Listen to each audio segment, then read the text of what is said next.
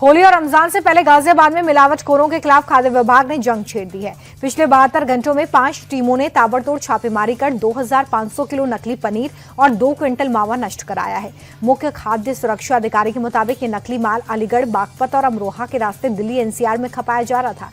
विभाग ने अब तक 35 से ज्यादा सैंपल्स लिए हैं और लाखों का माल जब्त किया है। होली से पहले गौतम बुद्ध नगर प्रशासन एक्शन मोड में है। मिलावटखोरों पर नकेल कसने के लिए जिला अधिकारी के निर्देश पर खाद्य सुरक्षा विभाग ने पूरे जिले में बड़ी छापेमारी अभियान चलाए। ग्रेटर नोएडा में टीम ने 200 किलो मिलावटी पनीर मौके पर ही नष्ट किया, तो वहीं नोएडा के सेक्टर 45 और 93 के मशहूर मिठाई आउटलेट्स ने भी खोए के नमूने जांच के लिए भेजे गए हैं। ऐसे कलेक्ट करके खाद्य सुरक्षा विभाग ने ये चेतावनी दी है कि जनता की सेहत के साथ खिलवाड़ करने वालों के खिलाफ ये अभियान जारी रहेगा। पीएम मोदी कल से 2 दिन के इजरायल दौरे पर हैं। मोदी और इजरायली प्रधानमंत्री नेतन्याहू के बीच कई अहम समझौतों पर हस्ताक्षर होंगे, लेकिन 23 फरवरी से ही दोनों देशों के बीच में फ्री ट्रेड एग्रीमेंट को लेकर बातचीत शुरू हो गई है। ये मीटिंग 26 फरवरी तक चलेगी। फ्री ट्रेड एग्रीमेंट के जरिए व्यापार समेत कई क्षेत्रों में आपसी संबंधों को मजबूत करने की संभावना है। पीएमओ के सेवा तीर्थ में शिफ्ट होने के बाद पहली कैबिनेट मीटिंग हुई है। 12,000 करोड़ से ज्यादा की योजनाओं को मंजूरी दे दी गई है। विधानसभा चुनाव से पहले केरल का नाम बदलकर केरलम कर दिया गया है। 140 करोड़ लोगों के हितों में सभी फैसले लेने का प्रस्ताव पारित हुआ। 3 रेलवे प्रोजेक्ट्स को मंजूरी मिली। श्रीनगर एयरपोर्ट के नए टर्मिनल को भी हरी झंडी दिखाई गई है। एआई समिट में हंगामे पर दिल्ली पुलिस ने सख्ती बढ़ा दी है। प्रदर्शनकारियों पर दंगे के लिए उकसाने की धाराएं जोड़ी गई हैं। दिल्ली पुलिस के मुताबिक प्रदर्शनकारियों का जाल कई राज्यों में फैला था और कई राज्यों से प्रदर्शनकारियों को फंडिंग भी की गई थी। इन सबकी कड़ियां जोड़ने के लिए अब इस मामले की इंटरस्टेट जांच की जाएगी। इस बीच पटियाला हाउस कोर्ट ने दिल्ली पुलिस से एफआईआर की कॉपी भी मांगी है। अमेरिका के साथ ट्रेड डील को लेकर कांग्रेस ने भोपाल में किसान महाचौपाल आयोजित की। इसमें राहुल गांधी और कांग्रेस चीफ खड़गे शामिल हुए। राहुल गांधी ने पीएम मोदी पर दबाव में आकर डील साइन करने का आरोप लगाया। राहुल ने कहा कि ये डील नहीं बल्कि किसानों के दिल पर तीर है। अमेरिका से कपास खरीदेंगे तो हमारे किसानों का क्या होगा। राहुल ने यह भी आरोप लगाया कि पीएम मोदी ने एप्स्टीन फाइल के डर से अमेरिका की बात सुनी। भोपाल में राहुल की किसान चौपाल पर मुख्यमंत्री मोहन यादव ने निशाना साधा। सीएम ने कहा है कि कांग्रेस शासन में एमपी के किसानों के साथ बेईमानी हुई थी। हमारे शासन में किसानों के लिए कई ऐतिहासिक फैसले हुए। सीएम ने एआई समिट के दौरान प्रदर्शन का जिक्र किया और कहा कि देश को बदनाम करने वाले कांग्रेस कार्यकर्ताओं की हरकत के लिए राहुल को देश से माफी मांगनी चाहिए। बीजेपी सांसद बांसुरी स्वराज ने राहुल गांधी पर अब तक का सबसे बड़ा और तीखा हमला बोला। बांसुरी स्वराज ने कहा कि 5 बार के सांसद होने के बावजूद राहुल विपक्ष के नेता नहीं बल्कि एक नादान और जिद्दी बच्चे की तरह व्यवहार कर रहे हैं। बांसुरी ने सवाल उठाया कि क्या राहुल गांधी भारत विरोधी ताकतों के माउथपीस बन गए। उन्होंने आरोप लगाया है कि एआई समिट जैसे अंतर्राष्ट्रीय मंच पर कांग्रेस कार्यकर्ता देश की साख दांव पर लगा रहे हैं। स्वामी अविमुक्तेश्वरानंद का मामला तेजी से गर्मा रहा है। अविमुक्तेश्वरानंद ने उन पर आरोप लगाने वाले आशुतोष ब्रह्मचारी की तस्वीर दिखाई, जिसमें वो additional police commissioner Ajay Pal Sharma के साथ थे। इस पर आशुतोष ब्रह्मचारी ने वीडियो बयान जारी कर सफाई दी और कहा कि जब अजय पाल शामली में पोस्टेड थे तब वो उसी जिले में रहते थे। आशुतोष ब्रह्मचारी ने दावा किया कि ये तस्वीर फर्जी है और एआई से बनी है। शंकराचार्य अविमुक्तेश्वरानंद पर लगे आरोपों को लेकर यूपी की सियासत गर्मा गई है। अखिलेश यादव को बीजेपी को टारगेट पर लेने का मौका मिल गया। अखिलेश यादव ने अविमुक्तेश्वरानंद पर लगे आरोपों को खारिज किया और कहा कि बीजेपी ने शंकराचार्य को टारगेट करके सारी हदें पार की। शंकराचार्य सिर्फ हमारे नहीं है, सनातन धर्म के पूजनीय लोगों में से एक है और ऐसे संत पर लगे आरोप दुखद और निंदनीय हैं। पंजाब के मोगा में भीषण सड़क हादसे की रोंगटे खड़ी कर देने वाली तस्वीरें सामने आई। वाघा पुराना रोड पर एक बुलेरो चालक की लापरवाही ने 3 गाड़ियों के परखच्चे उड़ा दिए।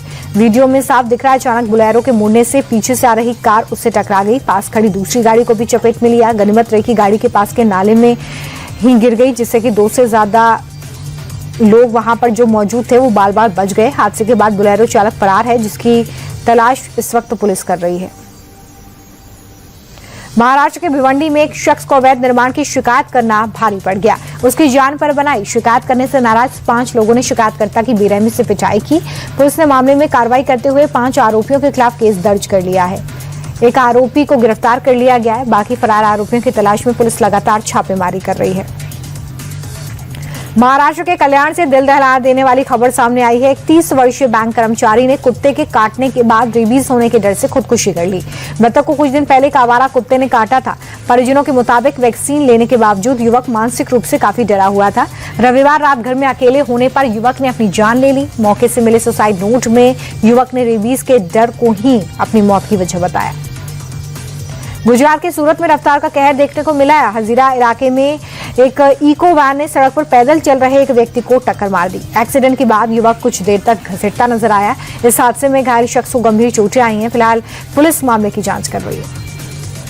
यूपी के बुलंदशहर में नकली नोट छापने वाली गैंग का पर्दाफाश हुआ है। पुलिस और स्वाट टीम ने ज्वाइंट ऑपरेशन में 3 बदमाश पकड़े हैं। इनके पास से 12,000 से ज्यादा नकली नोट और एक बाइक बरामद हुई है। ये लोग नकली नोट छापकर छोटे कारोबारियों के साथ धोखाधड़ी कर रहे थे। इन्होंने बाकायदा बैंक से 50 लाख का लोन लेकर उसे नकली नोट से चुकाने का प्लान बनाया था, लेकिन पुलिस को इस बात की सूचना मिल गई और युवक के प्लान पर पानी फिर गया।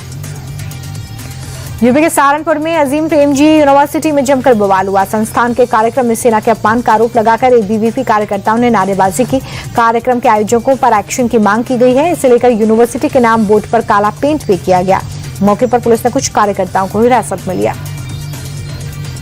यूपी के शाहजहांपुर में मस्जिदों को कवर किया जा रहा है। लाट साहब के जुलूस को लेकर शहर की 92 मस्जिदों को त्रिपाल से ढांका गया है। शरारती तत्वों से बचने के लिए प्रशासन ने यह कदम उठाया है। दरअसल लाट साहब के जुलूस के दौरान होली के रंग भी उड़ाए जाते हैं। इबादतगाह को प्रोटेक्ट करने के लिए त्रिपाल का इस्तेमाल किया गया है।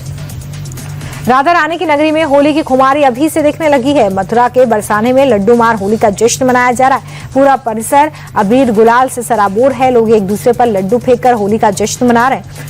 लड्डू मार होली के लिए बरसाने में लोगों की भारी भीड़ है। जबरदस्त गिरावट के साथ आज शेयर बाजार बंद हुआ। सेंसेक्स 1069 अंक तो निफ्टी 288 अंक की गिरावट के साथ बंद हुआ। अमेरिकी एआई कंपनी एंथ्रोपिक के चलते आईटी शेयर्स में भारी गिरावट देखने को मिली। Tech Mahindra, HCL Tech, Infosys, TCS जैसी कंपनियां आज निफ्टी की टॉप लूजर्स रहीं। शेयर बाजार में गिरावट के पीछे कई कारण हैं। ग्लोबल खराब संकेत, क्रूड ऑयल के दाम में बढ़ोतरी, डॉलर के मुकाबले रुपए का कमजोर होना बड़ी वजह बताई जा रही है। अमेजन ने एशिया का दूसरा सबसे बड़ा ऑफिस बेंगलुरु में खोला है।